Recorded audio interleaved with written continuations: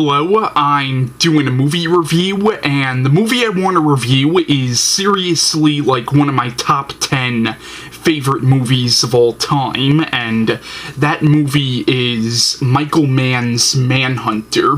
Now, Manhunter came out in 1986, and the film is written and directed by Michael Mann, who would go on to direct movies like The Last of the Mohegans, Heat, and Collateral, and I know he had a lot to do with the show Miami Vice. Like, I think he was like a producer on that show or something, and I know he directed the movie Miami Vice, which came out a few years ago, which was, of course, based on the show.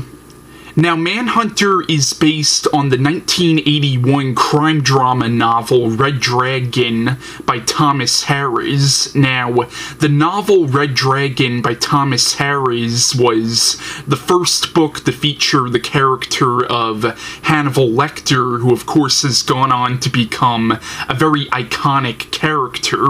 And Hannibal Lecter is of course in this movie, and this is of course the first movie to feature the character of Hannibal Lecter. Now, I have read the book, and the movie does differ quite a bit from the book, but I'll address some of the differences between the movie and the book later on in this review. So, the plot of Manhunter is, it's about a former FBI agent named Will Graham who previously quit after he captured a serial killer who is both killing and actually cannibalizing his victims, and that killer was actually a psychologist named Hannibal Lecter, and it turns out that the victims were all patients of Lecter's. So after this experience with Lecter, Will Graham quit, but now there's another serial killer out there who the police have nicknamed the Tooth Fairy, and it turns out that this killer has actually slaughtered entire families, and it appears that this killer works on a lunar cycle.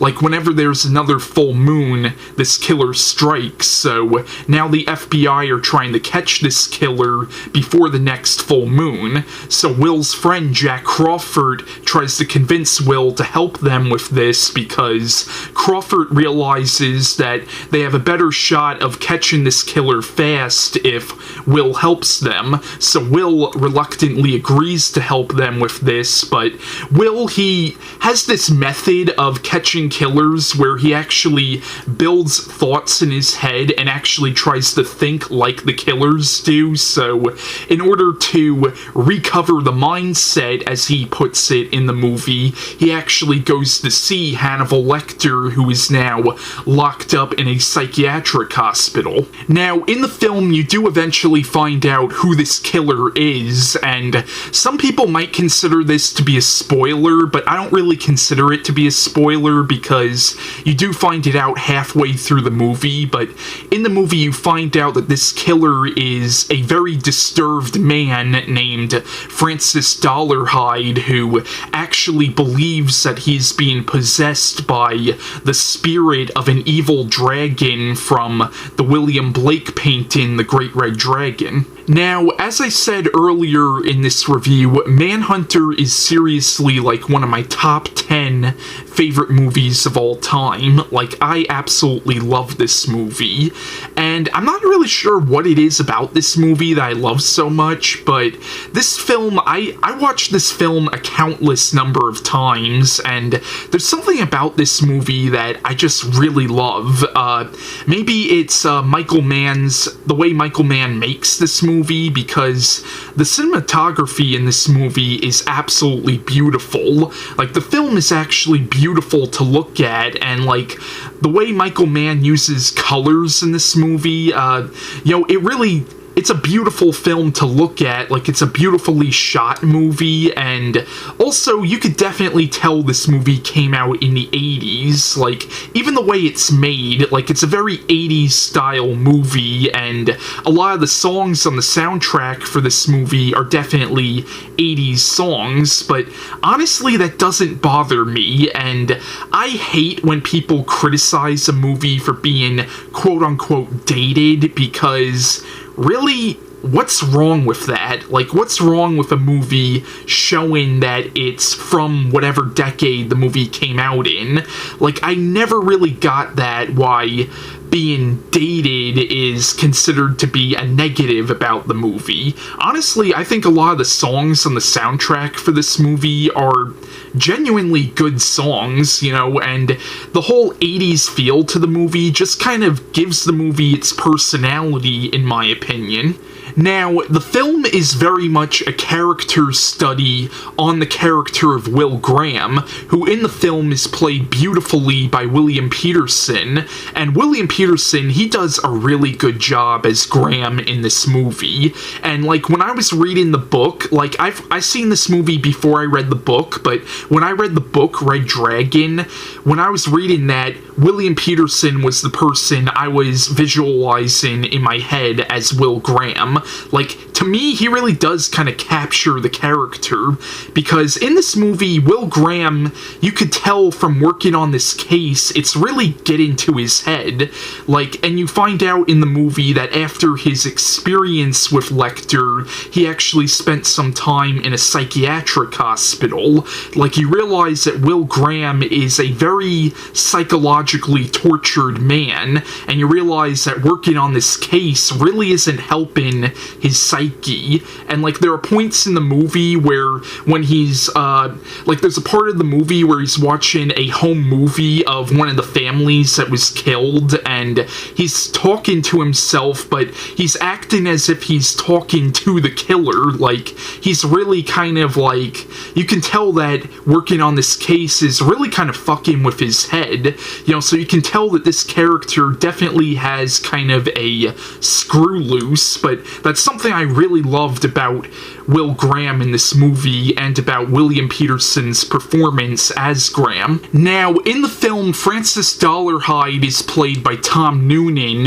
who also does a great job in the movie in his role. Like, the thing about Dollarhide in this movie is you really don't know too much about him.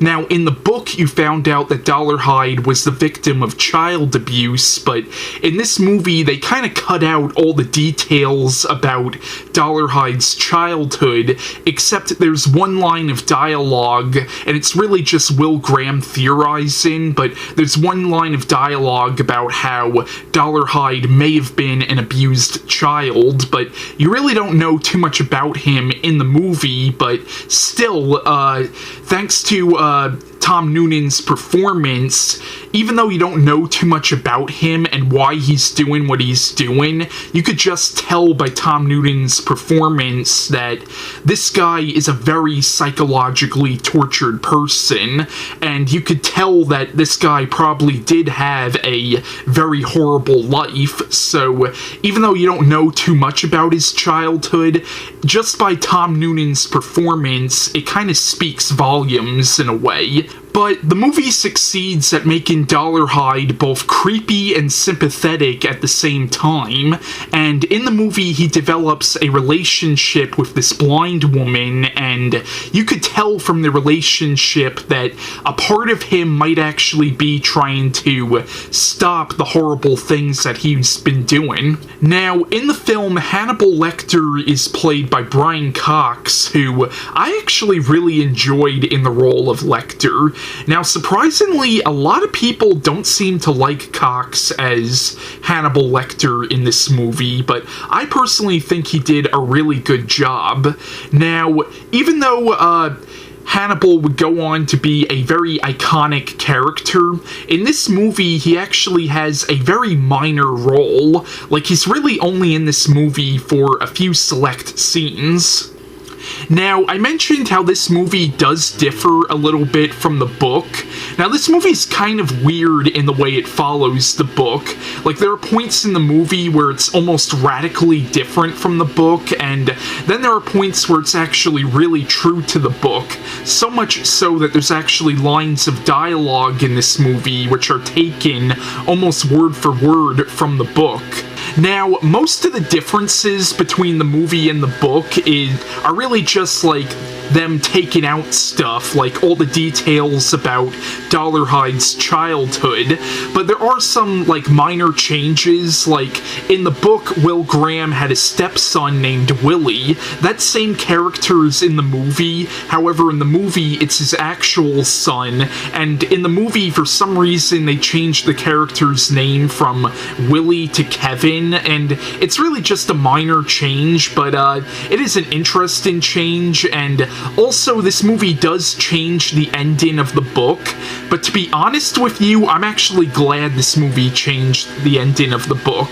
Even though Red Dragon is a really good book, I honestly thought the ending was kind of stupid, and I kind of liked the ending of the movie better than the ending of the book.